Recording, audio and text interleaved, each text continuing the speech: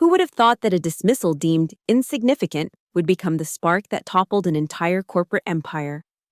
I didn't scream, didn't sue, didn't send a single threat. I simply remained silent. And that silence became the coldest blade of all. They fired me for lacking the viciousness to play their games, for refusing to participate in their endless cycles of retaliation. But sometimes, the quietest response carries the most devastating consequences. This is how my silence brought down everything they'd built.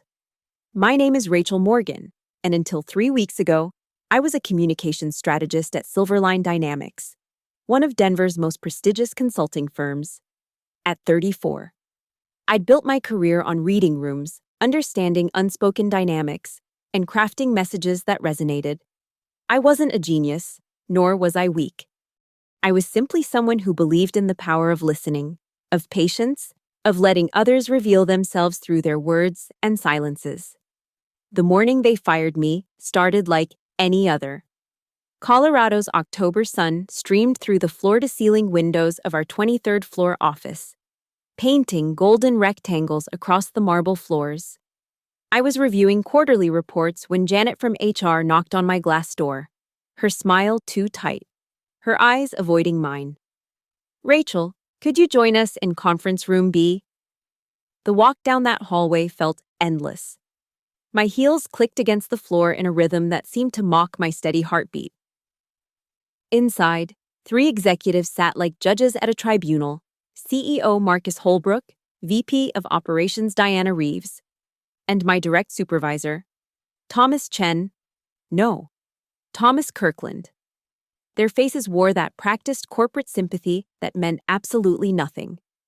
"Rachel," Marcus began, his voice smooth as aged whiskey. "We need to discuss your future with Silverline." The words that followed blurred together like watercolors in rain. Organizational restructuring, cultural fit concerns, lack of competitive edge. But Diana's comment cut through the corporate speak like a scalpel. "You don't have the stomach for how we do business here. You refuse to engage in the necessary dynamics that keep this company sharp."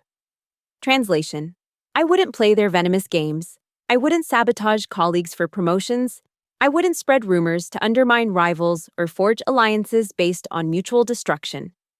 When the marketing team tried to rope me into their campaign to oust Jennifer from accounts, I'd declined. When Thomas had suggested I dig up dirt on a competing department head, I'd pretended not to understand. "Your severance package is generous," Thomas added, sliding a folder across the table. 2 months' pay, continued health coverage through year end. In exchange, you'll sign this NDA and non-compete agreement. My hands didn't shake as I picked up the pen. They expected tears, perhaps anger, maybe even begging. Instead, I signed my name with the same steady hand I'd used to sign my employment contract 5 years earlier. "Thank you for the opportunity," I said, my voice eerily calm. "I'll clean out my desk." The security guard who escorted me to my office was unnecessary. I packed my belongings into a single cardboard box, my jade plant, a framed photo of my sister and me at the Garden of the Gods, my collection of fountain pens, the coffee mug that read, "But first, strategy." 5 years condensed into a container smaller than a microwave. As the elevator descended, each floor number lighting up in sequence, I caught my reflection in the polished steel doors. Professional blazer, pressed perfectly, hair in its usual low bun, lipstick unsmudged. I looked exactly the same as I had this morning, yet everything had changed. The lobby's marble expanse stretched before me like an ocean. Other employees rushed past, avoiding eye contact. News traveled fast in corporate towers. The security guard walked me all the way to the revolving doors, as if I might steal something on my way out. Standing on the sidewalk, box in my arms, I watched the building's glass facade reflect the afternoon clouds. Somewhere up there, they were probably already discussing my replacement, already forgetting I'd ever existed. They thought they'd eliminated a weak link, someone too soft for their brutal ecosystem. The shock would come later, I knew. The anger, the humiliation, the crushing weight of rejection. But in that moment, Standing in the October air that smelled of coming snow, I felt something else entirely, a strange, cold clarity. They'd shown me exactly who they were, how they operated, what mattered to them. They fired me for refusing to be vengeful. How beautifully ironic that would prove to be. The first week passed in a haze of Netflix and cheap wine. My Capitol Hill apartment, once a sanctuary from office politics, became a prison of silence. The jade plant from my desk sat on the windowsill, slowly dying despite my efforts to save it, a metaphor too obvious to ignore. My savings would last 3 months, maybe 4 if I eliminated everything beyond basic survival. The severance check sat on my kitchen counter, unsigned, while I stared at it each morning over black coffee that tasted like defeat. My sister Emma called daily from Portland. "Sue them," she insisted, her voice crackling through FaceTime. "Wrongful termination, hostile work environment, you have options. Rachel." My college roommate, now a labor attorney, offered to take my case pro bono. What they did was borderline illegal. That comment about necessary dynamics? That's documented workplace toxicity. But I couldn't move, couldn't speak about it. The words stuck in my throat like glass shards. How could I explain that it wasn't just about losing a job? It was about discovering that 5 years of excellent work meant nothing if you wouldn't participate in their blood sport. That integrity was viewed as weakness. That being human was a liability. The nights were the worst. 3 a.m. became my unwanted companion. The hour when my mind replayed every meeting, every interaction, searching for the moment I should have seen this coming. I started keeping a notebook by my bed, initially to write down job search ideas, but instead, my hand moved across the pages, documenting something else entirely. Every toxic dynamic I'd witnessed at Silverline, every hushed conversation I'd overheard, every unethical practice I'd pretended not to notice. The foster contract negotiations where numbers were deliberately inflated. The systematic undermining of the Phoenix branch to justify its closure. The way they'd driven out Margaret Chen, no, Margaret Williams, after she'd reported sexual harassment. The secret meetings where they'd coordinate character assassinations of anyone who threatened the inner circle's power. My handwriting grew more frantic as memories surfaced. How Thomas had taken credit for my campaigns. How Diana had sabotaged 3 different department heads to secure her position. How Marcus had that secret arrangement with Brennan Industries, funneling contracts in exchange for kickbacks disguised as consulting fees. I'd been silent then, keeping my head down, focusing on my work. Now, in the darkness of unemployment, that silence felt like complicity. 2 weeks in, I forced myself to shower, to put on real clothes, to leave the apartment. The coffee shop on Colfax became my makeshift office. I updated my LinkedIn, reached out to contacts, applied for positions that felt like downgrades. The rejections came swiftly. Denver's corporate world was smaller than it seemed, and word traveled about those who'd been expelled from the kingdom. "We've decided to go with someone whose experience more closely aligns with our needs. The position has been filled internally. We'll keep your resume on file." Each rejection chipped away at something inside me. I'd always prided myself on being steady, reliable, the person who could weather any storm with grace. But grace felt like a luxury I could no longer afford. My credit card balance crept upward. My landlord's patience grew thin. My mother's worried calls became harder to deflect. One particularly dark evening, after another dead-end interview with a startup that clearly had no intention of hiring me, I sat in my car in the parking garage and screamed. Screamed until my throat burned, until my voice cracked, until I had nothing left. A security camera watched impassively from the corner, recording my breakdown for posterity. That night, I spread my notebooks across my living room floor, looking at the patterns I documented, the connections between people, companies, contracts, the web of corruption I'd mapped without meaning to. Most people would see revenge material, ammunition for a war, but I saw something different. I saw a system so focused on mutual destruction that it had forgotten how to build anything real. They'd fired me for refusing to play their game of vengeance, not realizing that my silence had been observing, recording, understanding. I didn't want to destroy them out of anger. That would make me just like them. But as I sat surrounded by evidence of their toxicity, a different thought emerged. Cold and clear as mountain water. What if their own hunger for vengeance could be turned against them? What if the very culture they'd cultivated became the poison that killed them? Not through my vengeance, through their own. I picked up my phone and scrolled through my contacts, stopping at a name I hadn't thought about in months. James Morrison, the investigative journalist who'd once asked me for inside information about Silverline. I'd refused then, bound by misplaced loyalty. My finger hovered over his number. I didn't press call. Not yet. But for the first time since that October morning, I smiled. They thought silence meant weakness. They were about to learn how wrong they were. 3 months into my unemployment, desperation finally forced me to accept freelance work. The client was Peterson Medical Systems, a healthcare startup that needed a communications overhaul. During our first meeting at a WeWork space downtown, their CEO, David Peterson, mentioned something that made my pulse quicken. "We were actually in talks with Silverline last year," he said, shuffling through papers. "Big contract. Would have transformed our market position, but the whole thing fell apart. Very strange circumstances." I kept my expression neutral, pouring coffee with steady hands. "Oh? What happened?" "Internal politics, from what I gathered. They couldn't even keep their proposal team consistent. 3 different project leads in 2 months. The final presentation was a disaster. Contradictory strategies, inflated costs, obvious internal sabotage between departments." He shook his head. "We went with McKenna Associates instead. Best decision we ever made." That night, I called Sarah Kim, a former Silverline analyst who'd left 6 months before my termination. We met at Union Station, the crowds providing perfect cover for our conversation. "Rachel, you have no idea how deep it goes," Sarah said, her voice barely above a whisper. "The Peterson contract? That was deliberate. Diana wanted that project lead position for her protégé, so she systematically destroyed everyone else involved, leaked false information, changed presentations at the last minute, sent conflicting emails to the client. But that cost the company millions," I said. Sarah laughed bitterly. "They don't care about the company. They care about power."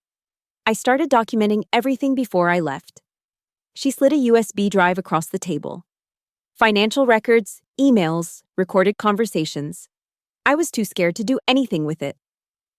Back in my apartment, the USB's contents revealed a labyrinth of corruption that made my handwritten notes look like children's drawings, falsified billing hours, embezzled funds disguised as legitimate expenses, clients overcharged by hundreds of thousands, government contracts obtained through bribery.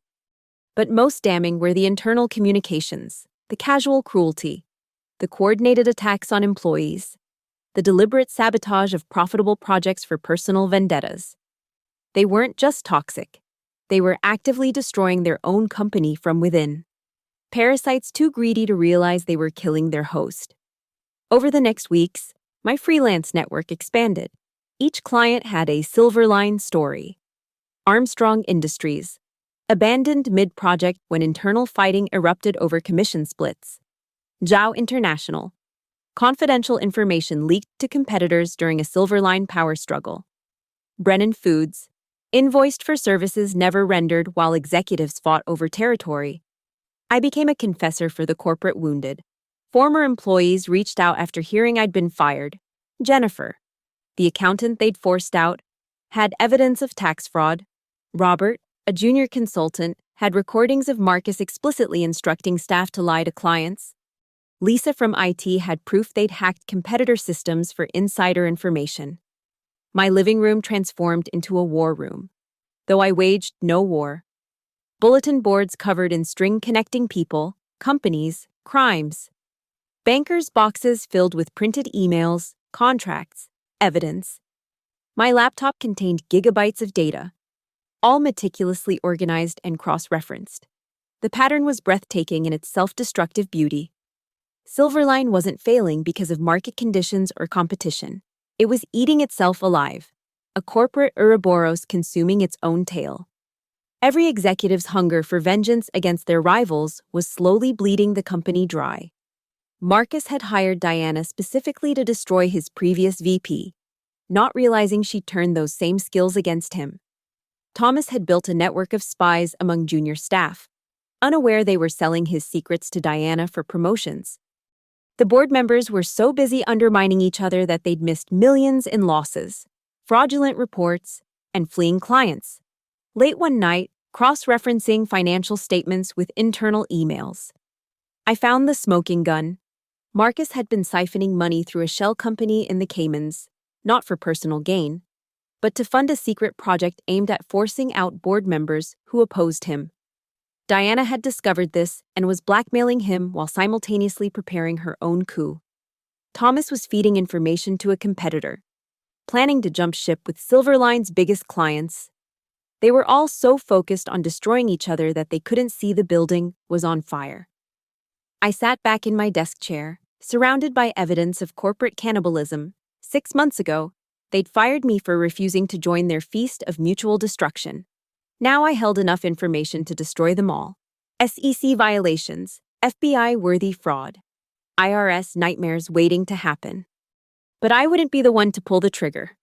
That would make me like them, motivated by vengeance, driven by the need to hurt those who'd hurt me.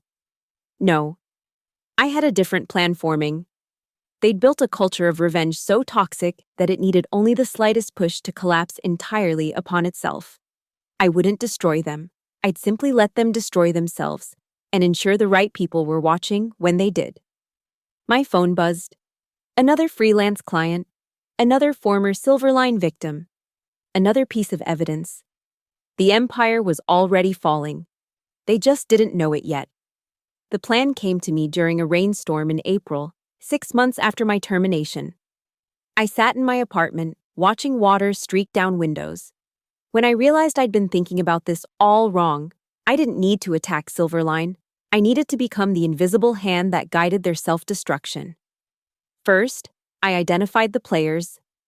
Through my freelance work, I'd built relationships with dozens of former Silverline employees and burned clients. Each carried their own grudge, their own piece of the puzzle. Maria Rodriguez, forced out after reporting discrimination, now worked at the Denver Post. James Morrison, the investigative journalist, still hungry for his story. Patricia Wells, a forensic accountant whose firm had lost a bid to Silverline through bribery, eager for vindication. But I wouldn't be some puppet master pulling strings. That was their way. Manipulation, control, forced outcomes. Instead, I'd be a gardener, planting seeds and letting nature take its course. The strategy required 3 elements: information flow, strategic positioning, and perfect timing. I started with the information flow, using encrypted emails and anonymous tips. I began feeding select pieces of intelligence to specific recipients. Not lies or fabrications, only truth, but truth delivered with surgical precision. To Maria at the Denver Post, I sent evidence of Silverline's systematic discrimination, but only the parts involving Diana Reeves. To a competing firm where Thomas was secretly interviewing, I provided his history of client theft and contract violations. To a board member's personal attorney, documentation of Marcus's embezzlement, but framed in a way that implicated Diana as the whistleblower. Each piece of information was true. Each recipient had legitimate reasons to act on it. I never suggested what they should do, never pushed for specific outcomes.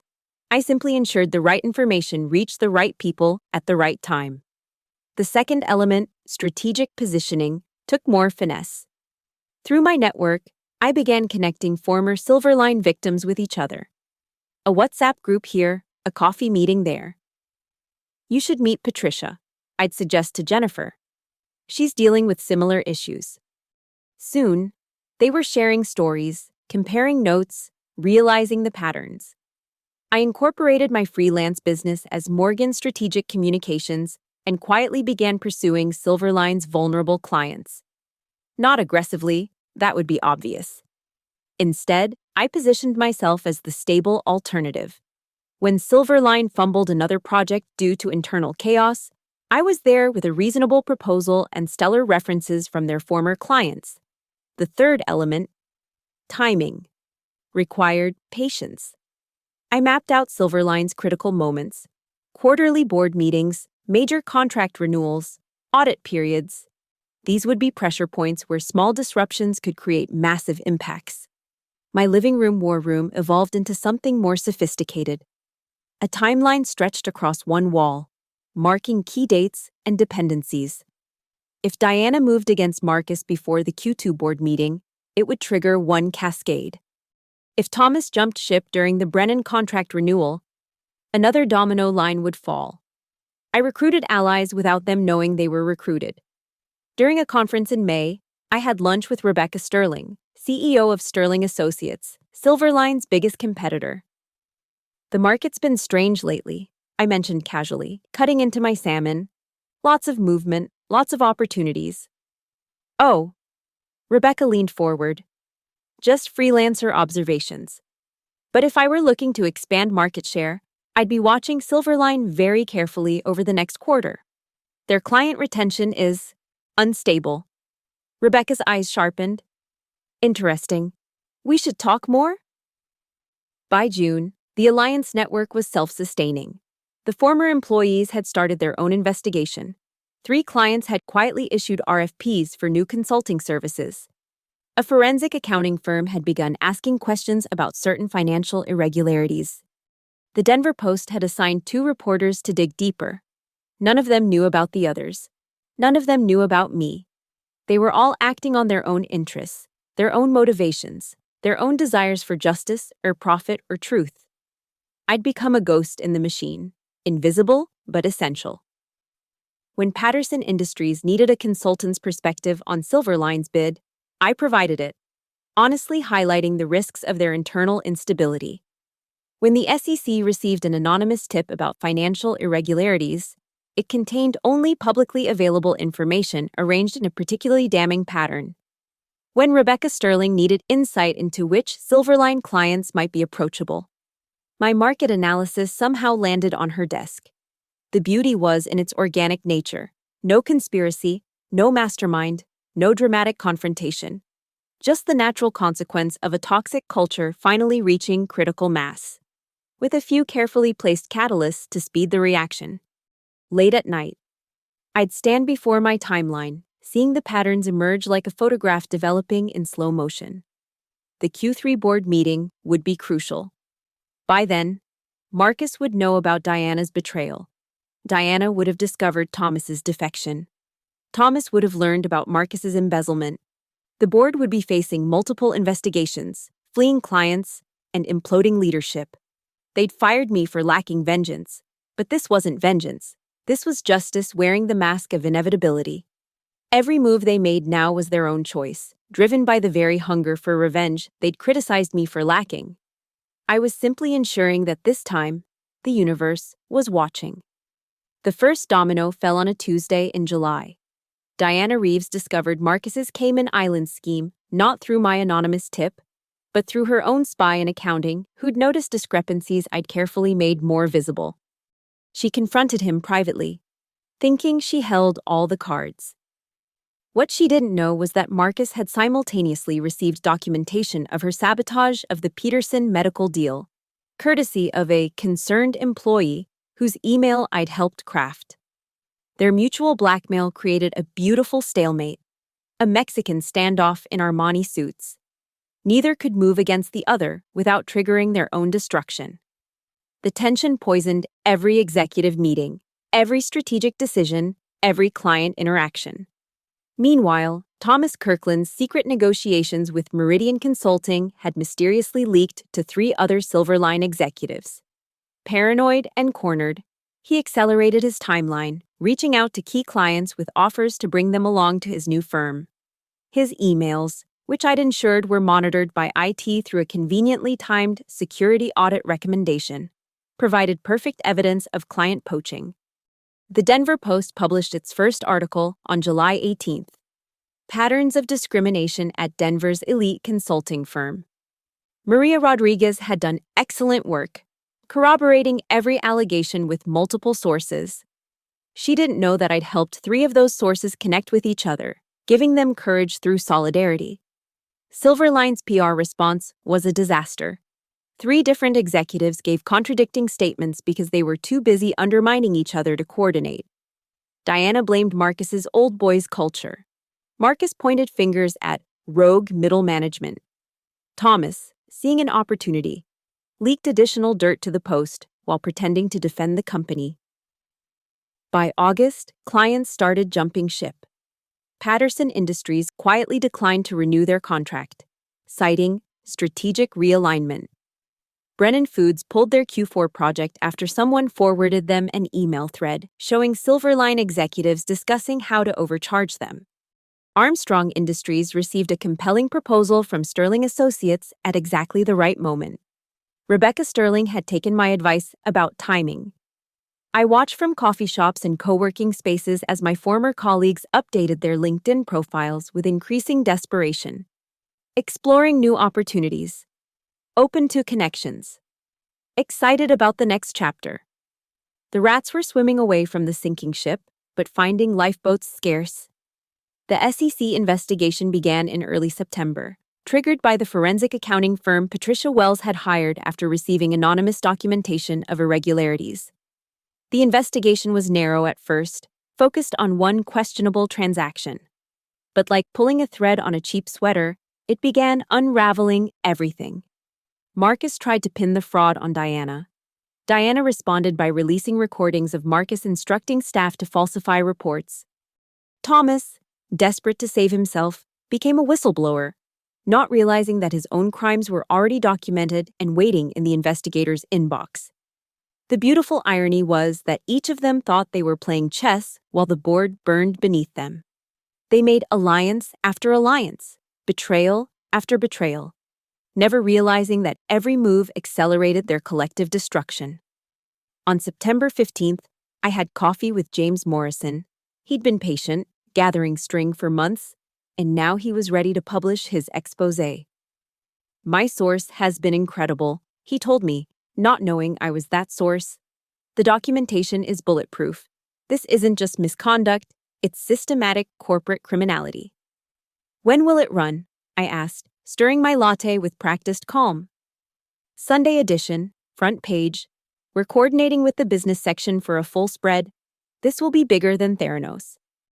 That weekend, I attended a networking event where several former Silverline employees had gathered. They clustered together like survivors of a shipwreck, sharing war stories and job leads. Jennifer, the accountant they'd forced out, had started her own firm. Robert, the junior consultant, had moved to a nonprofit. They were rebuilding, healing, moving forward. Did you hear? Sarah Kim whispered to me. 3 more executives fired yesterday. The board is cleaning house, but it's too late. They're hemorrhaging money. I expressed appropriate surprise, appropriate sympathy. Inside, I felt neither satisfaction nor guilt, just a cold certainty that justice was finding its way through the cracks I'd helped create. The Denver Post article hit on Sunday morning.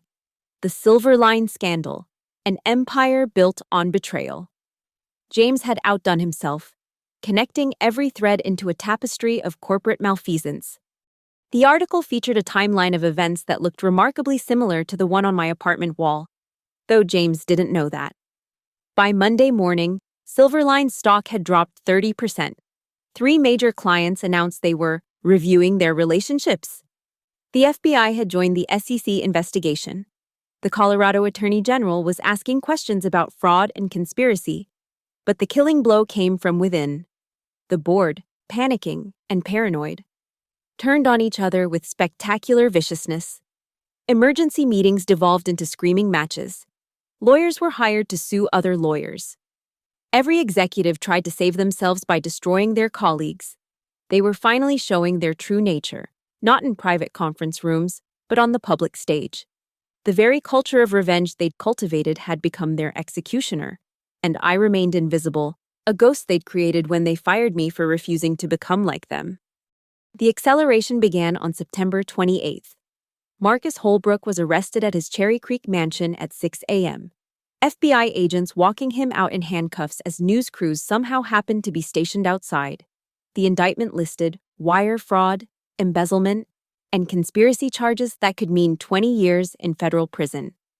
Diana Reeves tried to position herself as the reformer, calling an emergency all-hands meeting that devolved into chaos when Thomas Kirkland stood up and accused her of destroying millions in revenue through her vindictive campaigns. He'd brought receipts, printed emails, recorded conversations, witness testimonies from employees she'd terrorized. The meeting ended with Diana being escorted out by security while screaming threats about lawsuits and revelations that would burn this place to the ground. She made good on that promise within hours. Diana's attorney released a treasure trove of documents to prosecutors showing systematic fraud involving half the executive team. If she was going down, she was taking everyone with her. The documents included recordings of board members discussing how to hide losses, emails coordinating false reports to investors, and evidence of bribes paid to secure government contracts. Silverline's stock price plummeted 60% in 3 days. Trading was halted twice. CNBC ran segments about the Silverline collapse, with experts analyzing how a billion-dollar firm could implode so quickly. None of them understood the real reason. When you build a culture where everyone is armed and paranoid, eventually someone starts shooting. The office became a war zone. Employees arrived to find their key cards deactivated, their computers seized as evidence. Those still allowed inside worked in silence, afraid that any conversation might be recorded, any email might become evidence. The paranoia they'd cultivated for years had turned the very air toxic. October 1st brought the death blow.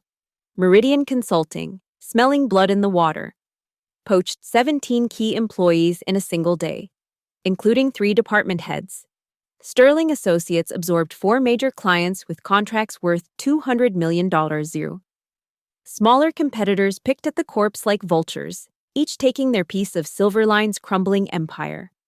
The board called an emergency meeting that lasted 14 hours. From what leaked afterward, and everything leaked now, the ship having too many holes to plug, they discussed bankruptcy, merger attempts, even a management buyout that fell apart when no one could agree who would lead. Trust had become impossible when everyone knew everyone else's crimes. Thomas Kirkland fled to Switzerland on October 3rd, apparently believing it would protect him from prosecution. He was arrested at Zurich Airport and extradited within a week. His mugshot became the thumbnail for every article about corporate corruption. Diana Reeves held a press conference on October 5th, positioning herself as a whistleblower who'd tried to reform a toxic culture. But reporters had done their homework. They asked about Margaret Williams, about the Peterson medical sabotage, about the systematic destruction of anyone who'd challenged her. She walked out mid-question, her attorney literally pulling her away from the microphone. The Colorado Attorney General announced a comprehensive investigation into Silverline's government contracts on October 8th. Every project for the last 5 years would be audited. State contracts worth $500 million were suspended pending review. Federal contracts soon followed. But the moment that marked the true end came on October 10th. A junior analyst named Kevin Park, one of the few employees with integrity, sent an all-staff email with the subject line, "The Truth About Silverline." His email detailed everything: the culture of fear, the rewards for betrayal, the punishment for integrity. He named names, cited examples, provided a roadmap of how a once successful company had been destroyed by its own leadership's hunger for vengeance. He ended with, "They fired good people for refusing to be cruel. They kept those willing to destroy their colleagues. This is the inevitable result." Kevin's email went viral within Denver's business community, then nationally. It became required reading in business ethics courses. Op-ed writers called it the most damning indictment of corporate culture ever written by an insider. The final board meeting took place on October 12th. With federal investigations ongoing, lawsuits mounting, clients gone, and reputation destroyed, they voted unanimously to file for Chapter 7 bankruptcy, complete liquidation, the end. Local news caught footage of employees leaving the building for the last time, carrying boxes of personal belongings. Some cried, some looked relieved. Most just appeared exhausted. survivors of a war they'd never wanted to fight. The security guard who'd escorted me out exactly 1 year ago was among them. He recognized me at a coffee shop that afternoon. Did a double take. "Ms. Morgan, I heard you landed on your feet." "I did," I replied simply. He studied me for a moment, perhaps wondering if I had anything to do with Silverline's destruction. But then he just nodded and wished me well. Another soldier leaving another war, too tired to care about who had won or lost. That night, every major news outlet led with Silverline's bankruptcy. The financial press called it the most spectacular corporate collapse in Colorado history. CNN's Kyron read, "How Greed and Vengeance Destroyed a Billion-Dollar Empire." Marcus Holbrook, Diana Reeves, Thomas Kirkland, they'd all thought they were apex predators in a corporate jungle. They'd never realized they were actually parasites, and they'd finally killed their host. And I remained what I'd always been, silent, invisible, and free. The coffee shop on Larimer Street had become my regular spot, a small sanctuary with exposed brick walls and the constant hum of conversation. On October 15th, I sat in my usual corner, laptop open to the news but my eyes unfocused, watching steam rise from my cup. The headlines were everywhere. Silverline Dynamics files for bankruptcy. Corporate culture of revenge leads to stunning collapse. FBI arrests 3 more in Silverline scandal. Each article dissected the destruction with clinical precision, but none captured the real tragedy. How many good people had been crushed by that machine before it finally destroyed itself? My phone buzzed with a text from Sarah Kim. "Can you believe it's over?" I typed back, "Yes." Nothing more needed to be said. The couple at the next table was discussing the news, the man shaking his head in disgust. How does a company even get that toxic? How does nobody stop it? His companion responded, "Someone must have known. Someone always knows." I took another sip of coffee. Let their words wash over me without reaction. Someone had known. Many someones. We'd all known. And we'd all been complicit in our silence until the machine turned on us. Through the window, I watched Denver's business district pulse with its usual energy. People in suits rushed between buildings, making deals, building empires, perhaps creating the next Silverline without realizing it. The cycle would continue. Somewhere, somehow, it always did. My laptop dinged with an email from Rebecca Sterling. Her company had absorbed so much of Silverline's business that they doubled their revenue projections. She wanted to meet to discuss a potential position. "Senior Vice President of Strategic Communications," she wrote. "You've proven you understand this market better than anyone." I closed the email without responding. Not yet, maybe not ever. The strange thing about watching something massive collapse is the quiet that follows. For months, my life had been consumed by documenting, planning, waiting. Now, with Silverline dead and buried, I felt untethered, floating in space without gravity to orient me. A man entered the coffee shop, and I recognized him immediately. Kevin Park, the analyst who'd sent that devastating final email. He looked older, worn down by the experience. His eyes met mine, widened with recognition. After a moment's hesitation, he approached. "Ms. Morgan, I thought I recognized you." "Hello, Kevin. How are you holding up?" He sat down uninvited. But I didn't mind. We were both refugees from the same war. "I'm adjusting. Got a job with a nonprofit. Much less money, but I can sleep at night." He paused, studying me. "You know, a lot of us wondered about you. You got out early, before the worst of it." "Lucky timing," I said neutrally. "Was it, though?" His gaze was sharp, intelligent. "Because looking back, it seems like everything started falling apart right after you left. Like someone pulled a thread and the whole thing unraveled." I met his eyes steadily. "Companies like Silverline don't need help destroying themselves. They carry the seeds of their own destruction." He nodded slowly, perhaps understanding more than he said. Still, timing is everything in life. We sat in comfortable silence for a moment before he stood to leave. Take care, Ms. Morgan. And thank you for whatever you did or didn't do. After he left, I opened my notebook, the same one I'd used to document Silverline's toxic patterns during those sleepless nights. But now I wrote something different. Not evidence or plans, just thoughts. They accused me of lacking vengeance, of being too soft for their world. They were right. I did lack their kind of vengeance, the hot, immediate desire to hurt those who hurt me. What I had instead was something colder, more patient. Not vengeance, but justice. Not the need to destroy, but the willingness to let destruction follow its natural course. Silverline is gone. Marcus, Diana, Thomas. They're all facing consequences they created for themselves. Every betrayal they committed, every cruel act they perpetrated, came back to them tenfold. Not because I decreed it, but because that's the nature of the poison they chose to drink. I could have been like them, could have fought fire with fire, cruelty with cruelty. Instead, I chose to be the mirror that reflected their violence back at them, the echo that amplified their own destructive frequencies until the whole structure shattered. I closed the notebook and finished my coffee. Outside, the October sun was setting, painting the Denver skyline in shades of gold and amber. Somewhere in this city, former Silverline employees were rebuilding their lives. Somewhere, executives were learning the wrong lessons from Silverline's collapse. Somewhere, another toxic culture was brewing, waiting for its own reckoning. But that wasn't my concern anymore.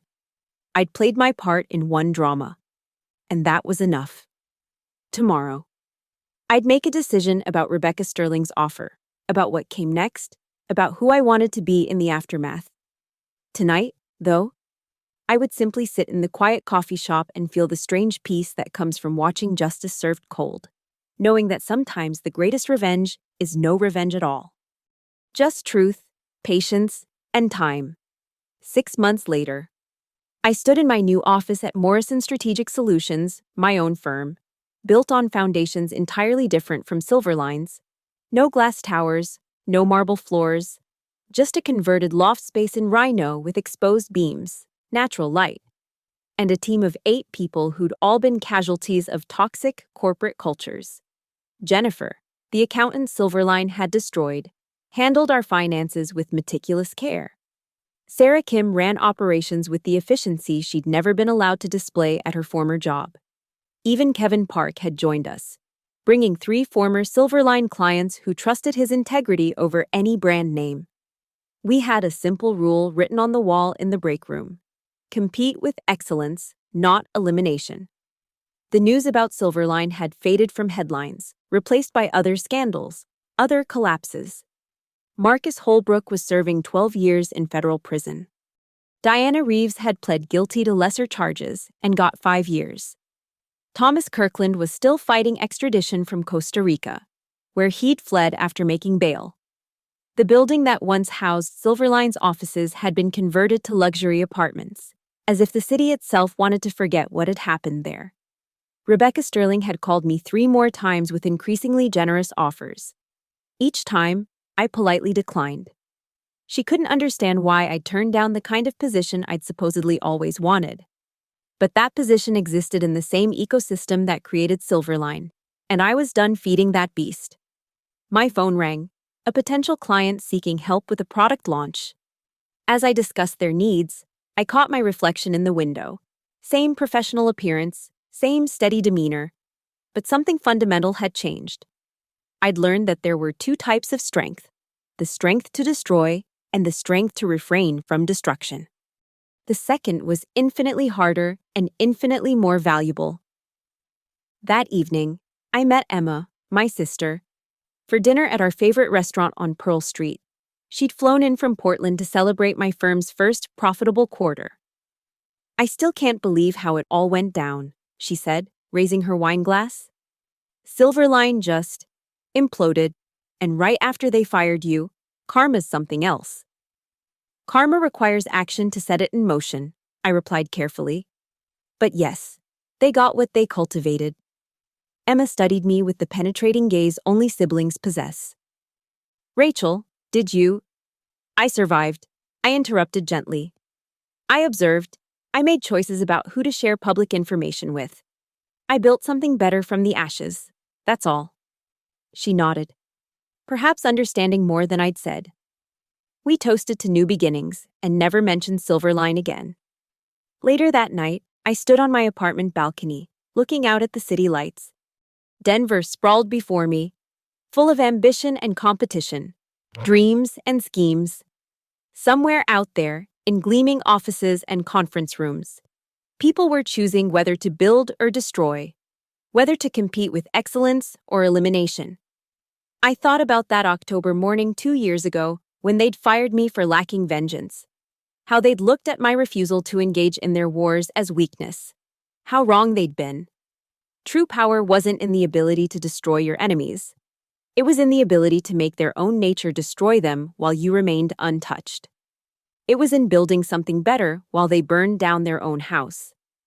It was in the silence that spoke louder than any scream of rage. They'd wanted me to be vengeful, to play their game of mutual destruction. Instead, I'd shown them what happens when someone refuses to play, when someone simply holds up a mirror to their violence and lets them see themselves clearly for the first time. Silverline Dynamics was gone. Its empire decimated not by external forces, but by the very culture of vengeance it had celebrated. And I was still here, still standing, still building. Not because I'd won some corporate war, but because I'd refused to fight it in the first place. The ultimate irony was perfect. They'd fired me for lacking vengeance, and that very lack had become their downfall. My quiet comeback hadn't been about destroying them. It had been about surviving them, outlasting them, and creating something better from the ruins they'd made of themselves. In the end, the greatest revenge truly was no revenge at all. It was success, peace, and the knowledge that while they destroyed each other fighting over an empire of sand, I'd quietly built something real on foundations of stone. As I went inside and closed the door on the cold Denver night, I smiled at one final thought. They'd been right about one thing. I did lack vengeance, and that made all the difference. Thank you so much for listening to this story. I'd love to know where in the world you're listening from. Drop a comment below and let's connect. If this story resonated with you, please subscribe to the channel and share your thoughts. What would you have done in Rachel's position? I look forward to reading your perspectives and creating more stories that explore the complexities of justice, power, and human nature.